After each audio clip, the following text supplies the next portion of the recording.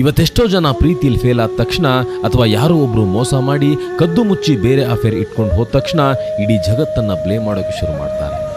ಅವಳು ನನ್ನ ಲೈಫ್ ಹಾಳು ಮಾಡಿದ್ಲು, ಅವನು ನನ್ನನ್ನು ಯೂಸ್ ಮಾಡಿಕೊಂಡ, ಹೀಗೆ ದಿನವಿಡೀ ಬೇರೆಯವರ ಮೇಲೆ ಆಪಾದನೆ ಹೊರಸ್ತಾ ಕೂತಿರ್ತಾರೆ. They love to play the victim card. ಆದರೆ ಒಂದು ಕಹಿ ಸತ್ಯ ಹೇಳ, ಆ ರಿಲೇಷನ್ಶಿಪ್ನ ಒಳಗಡೆ ಹೋಗೋಕೆ ನಿರ್ಧಾರ ಮಾಡಿದ್ದು ಯಾರು? ಆ ವ್ಯಕ್ತಿಯನ್ನು ಅತಿಯಾಗಿ ನಂಬಿ ಕಣ್ಣು ಮುಚ್ಚಿ ಪ್ರೀತಿಸಿದ್ದು ಯಾರು? ಅದು ನೀವೇ ಅಲ್ವಾ? ಯಾವಾಗ ಒಬ್ಬ ವ್ಯಕ್ತಿ ನಿಮ್ಮನ್ನು ಇಗ್ನೋರ್ ಮಾಡ್ತಾ ಇದ್ದಾನೆ ಅಂತ ಗೊತ್ತಾದ ಮೇಲೂ ಆತನ ಹಿಂದೆ ಬಿದ್ದು ನಿಮ್ಮ ಸೆಲ್ಫ್ ರೆಸ್ಪೆಕ್ಟ್ ಕಳ್ಕೊಂಡ್ರೋ ಆ ಕ್ಷಣದಲ್ಲೇ ಆ ನೋವಿಗೆ ನೀವೇ ಜವಾಬ್ದಾರರಾದ್ರಿ. You allowed them to hurt you. ಪ್ರೀತಿ ಅನ್ನೋದು ಒಂದು ಬ್ಯೂಟಿಫುಲ್ ಎಕ್ಸ್ಪೀರಿಯನ್ಸ್ ನಿಜ. ಆದರೆ ಆ ಪ್ರೀತಿಯಲ್ಲಿ ಸಿಗೋ ಸೋಲು ಮತ್ತು ಗೆಲುವಿಗೆ ಬೇರೆಯವರನ್ನು ಬ್ಲೇಮ್ ಮಾಡೋದನ್ನು ಮೊದಲು ನಿಲ್ಲಿಸಿ.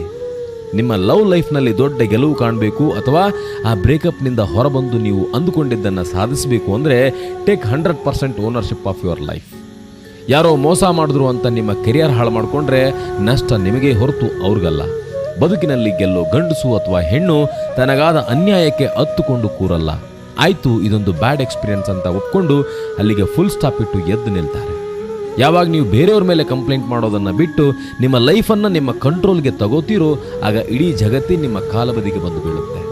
ಪ್ರೀತಿಯಲ್ಲಿ ಸೋತರೂ ಬದುಕಿನಲ್ಲಿ ಗೆದ್ದು ತೋರಿಸೋ ತಾಕತ್ತಿದೆಯಲ್ಲ, that is the ultimate revenge. ನಿಮ್ಮ ಬದುಕಿಗೆ ನೀವೇ ಹೊಣೆಯ ಹೊರತು ಬೇರೆ ಯಾರೂ ಅಲ್ಲ.